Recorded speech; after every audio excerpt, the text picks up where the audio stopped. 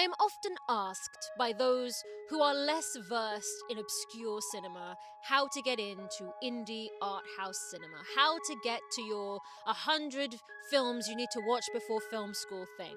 Some boys, they do it before they're 17. They've had enough time to just do absolutely nothing but watch films, and they have all that knowledge backed up. And some of us have real jobs. And, parents that require more of us than just sitting on the couch and watching films, respectfully. Now, I'm a little bit of a mixed case. I was given as a present one year a year's membership to Cineworld, and I would go every Friday because I was unemployed and self-taught. So I was teaching myself my GCSEs, and so I needed a bit of an outlet. So I would go every Friday to the 9 a.m. screening of the breaking box office stuff that was coming out. So I saw Hobbs and Shaw and all of that stuff in the cinema 9 a.m. of the day of release. Like first screening of the day on the first day of release. And that was the beginning of OBSCURAE, actually, because I started kind of reviewing the new stuff that was coming out. My foray into obscure cinema really came with film festivals. I got to cover LFF in 2019. Slowly, I got to understand the sensibilities of independent cinema.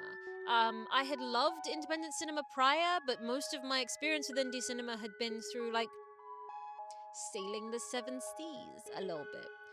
But I would say that the main way of getting more obscure cinema in your diet is to hang around a bunch of people whose film opinions you respect, like OBSCURAE, but like anyone in your life, and just keep asking questions. We will always bring you something a little bit off the beaten path because we're very lucky to be exposed to a lot of independent and art house cinema that's a little bit more obscure. Keep pulling the thread. Every time you watch a film, ask yourself what your favorite part of that film was. Remember, your opinion is allowed here. You go, I really hated that film, but I loved this actress. What else has she been in? And you go and watch other stuff. And you just keep pulling on the thread. So those are your two avenues. Finding independent outlets that cover obscure film and can give you an in to find it. And also pulling on the thread.